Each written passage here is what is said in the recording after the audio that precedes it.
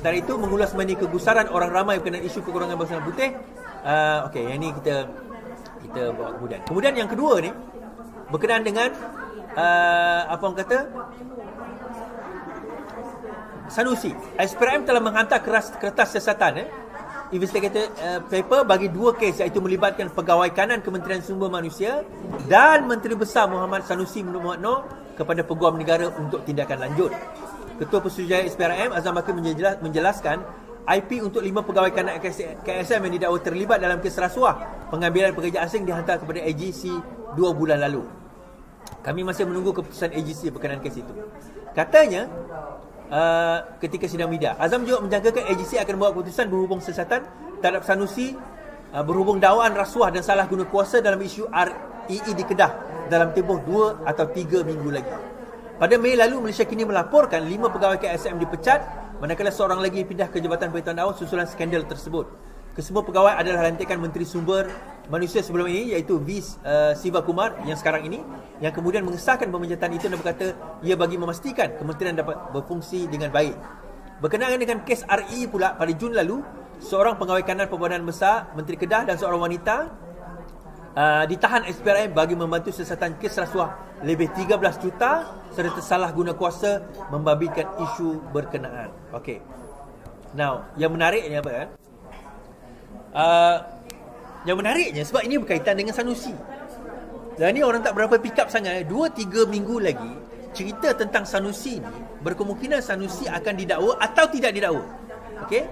Yang itu sekarang ini maksudnya siasatan terhadap Sanusi mengenai kes REE ini telah lengkap. Siasatan mengenai kes Sanusi ini terhadap REE ini telah lengkap. Jadi telah diserahkan kepada AGC, AG Chambers, Peguam Negara, pejabat Peguam Negara, Jabatan Peguam Negara. Maka Jabatan Peguam Negara terpulang kepada mereka untuk nak devise sama ada nak dakwa ataupun tidak mendakwa. Jadi apa tujuan penahanan dua saksi tersebut? Saya percaya penahanan dua saksi itu adalah sebagai saksi utama dalam kes ini. Berkemungkinan mereka pecah lubang, tuan-tuan. Saya tak tahulah pecah lubang tak pecah lubang, sebab salah seorang saksi tersebut adalah bekas calon PAS. Dan juga kalau tak silap saya dilantik dalam jawatan tertinggi GLC di negeri Kedah itu sendiri.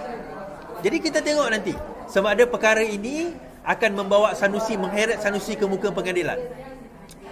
Dan terbaru juga kita tengok ada ura-ura Muhyiddin Yassin berkemungkinan, dan bukan berkemungkinan, sekarang ini sedang disiasat berkaitan dengan kes 700 juta penyerahan apa, tuan-tuan?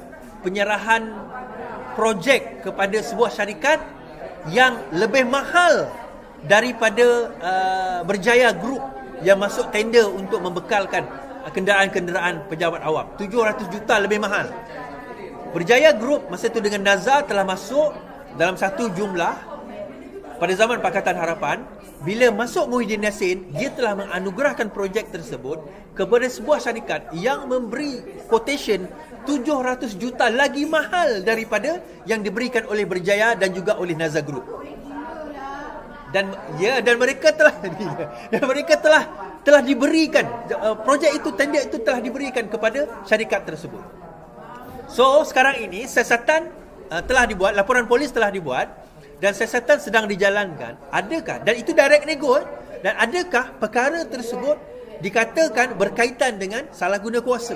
Jadi itu ada kemungkinan akan mengheret Muhyiddin Yassin ke dalam salah satu lagi skandal. Dan yang terbaru baru-baru ini, kalau kita tengok, Muhyiddin Yassin itu sendiri dikatakan dilepas dan dibebaskan daripada pertuduhan. Tetapi dalam rayuan yang dikemukakan oleh pendakwa raya, dia kata bahawa hakim telah terkhilaf dalam menentukan perkara tersebut dan mengatakan tidak patut dilepas dan dibebaskan. Sebaliknya, kuasa pendakwa raya mereka boleh meminda akta atau pertuduhan tersebut dan tidak patut dilepas dibebas. Sepatutnya dilepas tanpa dibebas, itu paling kurang. Dan ataupun dibiarkan trial supaya boleh di amend pertuduhan tersebut ataupun diubah pertuduhan tersebut. Jadi bermakna, tuan-tuan, ini bukan pengakhiran cerita Muhyiddin Yassin. Korang jangan seronok sangat. Itu je cerita dia. Jangan seronok sangat. Keseronokan itu tidak bertahan lama, tuan-tuan. Dia ujung ni macam ni, tuan-tuan. Integriti, tata kelola. rasuah, judi. Inilah dia mainan dan juga orang kata benda yang sekarang ini bermain di dalam parti Perikatan Nasional, yang digunakan oleh parti Perikatan Nasional. And that is why kenapa mereka ada dana yang begitu banyak. Kita jadi kerajaan juga 22 bulan, duit pun tak ada, tuan-tuan. Saya pengarah Setiausaha Koordinasi. Setiausaha Koordinasi Penerangan Pusat Parti Keadilan. Ni kita tengah buat program ni. Hotel kami ni, hotel paling murah, tuan-tuan. Cikai punya hotel. Tapi inilah hotel kami. Nak macam mana? Kami tak ada buat ke hotel 5 bintang sebab bajet tak besar. Tapi yang penting kita usaha. Kita tetap buat program. Sebab kita tak sakau. Kita tak sakau, tuan-tuan. Dana pun cari sendiri lah. Tapi mereka kalau buat program tak sah kalau tak 5 bintang. Tak komplain, hotel ni okey, tak ada masalah. Murah-murah pun still okey. Tak adalah kita nak buat dekat Pullman ke, dekat Hilton ke, dekat ni, tak ada. Sebab bajet kami setakat apa yang ada. Makan pun alhamdulillah, syukur nikmat. Orang bagi kek, alhamdulillah. Happy birthday siapa yang nyebut birthday pada bulan ini Bismillah. So, kesimpulan daripada saya, tuan-tuan, kita boleh kata beginilah. Hujung dia terpulang kepada kita sebagai rakyat menentukan siapa yang berintegriti, siapa yang solam, siapa yang tata kelolanya baik, siapa yang rasuah, siapa sebenarnya yang baik, siapa sebenarnya yang menunggang agama, menunggang bangsa tapi semata-mata untuk berkuasa. Kedah sekarang ni banjir, tuan-tuan. Kedah sekarang ni banjir. Sanusi punya mulut kata itu bala. Maka itu bala lah kepada orang Kedah. Sanusi kata, bukan saya kata. Kan? Jadi kita berdoa lah yang baik-baik saja untuk orang Kedah. Jadi, dan juga Perdana Menteri menyebut, setelah meneliti, saya sudah beritahu dari awal lagi, sebaik tabung haji diurus dengan baik dan meyakinkan MOF akan pulangkan aset tersebut kepada tabung haji. Ini juga untuk mematikan fitnah kepada Menteri Keuangan ketika itu, dan kononnya sudah memindahkan aset itu kepada bukan Islam, katanya. So jawapan dia, aset itu tidak dipindah pun kepada orang bukan Islam, dan itu adalah fitnah daripada walaong-walaong yang memang sakit hati dengan Pakatan Harapan. Jangan tak tahu, tuan-tuan. Jangan tak tahu. Baik. Saya tutup dengan satu cerita. Saya nak kena tak boleh lama sangat. Dua cerita. Pertama, saya nak bawa cerita projek buku ni. Okey. Razi Jidin, pegawai Razi Jidin dikatakan ditangkap berkaitan dengan projek buku Jacob. Tersebar beberapa hari yang lepas lah, beberapa minggu lepas, berkenaan dengan perkara ini. Okey. Projek cetak buku KPM, banyak bukti baru dikumpul, kata SPRM. SPRM mendedahkan agensi itu berjaya mengumpulkan banyak bukti baru dalam siasatan isu rasuah berkaitan projek pencetakan buku di Kementerian Pendidikan Malaysia yang sebelum ini berada di bawah Razi Jidin. Ketua Pesuruhjaya SPRM berkata ia susulan penahanan 2 individu termasuk bekas setiausaha politik seorang bekas menteri bagi membantu siasatan projek bernilai 80 juta.